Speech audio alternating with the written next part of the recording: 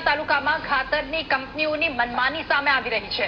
કંપનીઓ સેવા સરકારી મંડળીઓને ખાતરની ખરીદીની સાથે ફરજિયાત નેનો યુરિયા ખાતર ખરીદવાની ફરજ પાડે છે। કંપનીઓની આ શરતના લીધે સહકારી મંડળીઓ મુશ્કેલીમાં મુકાઈ છે। જો મંડળીઓ નેનો યુરિયા ખાતર નહીં ખરીદે તો કંપનીઓ મંડળીઓનો ઓર્ડર સ્વીકારતી નથી, જેને લઈને ખાતરની અછત ઊભી થાય છે। ગઢડા તાલુકાના ટાટમ, ભીમદાર, ગોરડકા અને જનડા સહિતના સેવા સહકારી મંડળીઓને ફરજિયાત નેનો યુરિયા ખાતર ખરીદવા માટે ફરજ પડતા રોષ જોવા મળ્યો છે। કૃષિ મંત્રીના સ્પષ્ટ આદેશ બાદ પણ કંપનીઓ અમલ ન કરી પોતાની મનમાની ચલાવી રહી છે। વેચાણ સંઘના મેનેજરને આ બાબતે પ્રશ્ન પૂછતા વેચાણ સંઘની જવાબદારી માત્ર બિલિંગની હોવાનું કહી હાથ ઉપર કરી લીધા। સહકારી મંડળીના પ્રમુખો, મંત્રીઓ અને ખેડૂતોએ ઓર્ડર મુજબ જ ખાતર અપાઈ અને બિનજરૂરી ખાતર ખરીદવા ફરજ પાડતી કંપનીઓની સામે કાર્યવાહી કરવાની માંગ કરી છે।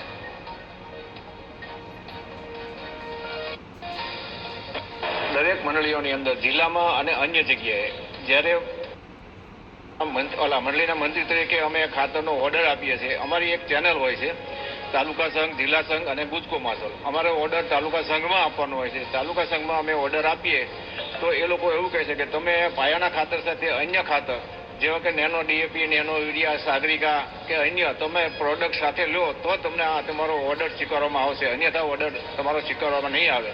અમારો ઓર્ડર ન સ્વીકારે એટલે અમને સિઝનમાં પૂરતા ખાતરો મળતા નથી અને પૂરતા ખાતર ન મળે એટલે ખેડૂતો અમારા ખેડૂતોને બહારથી ખરીદી કરવી પડે છે અને બહારથી ખરીદી કરવી એમને ભાડા બીજા ત્રીજા ખર્ચાઓ લાગે છે અને ખેડૂતો આ સિઝનમાં ખાતર નહીં મળવાથી હેરાન પરેશાન થાય છે। હું છેલ્લા 25 વર્ષથી સરદાર પટેલ સેવા સહકારી મંડળીના પ્રમુખ તરીકે સેવા બજાવું છું અને અમે મંડળી તરફથી ખાતરનો બિઝનેસ કરતા હોઈએ, પણ હાલની પરિસ્થિતિ એવી છે કે કોઈ પણ ખાતર લ્યો એની સાથે નેનો યુરિયા જ્યારે આપતા હોય છે ત્યારે સરકારશ્રીની જાહેરાત હોય છે કે કોઈએ પણ ફરજિયાત ખાતર આપવું નહીં।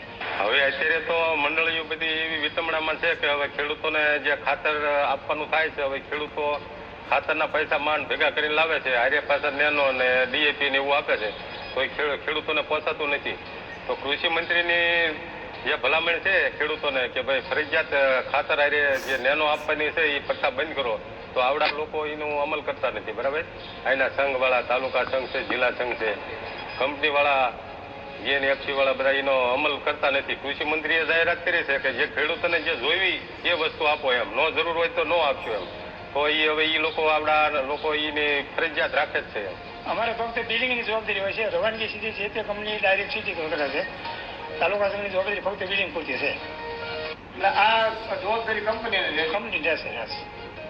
સરકારને કઈ જાહેરાત છે, કૃષિ મંત્રી એવું કીધું છે ફરજિયાત નેનો નહીં, એ વાતને લઈને શું કહેશો?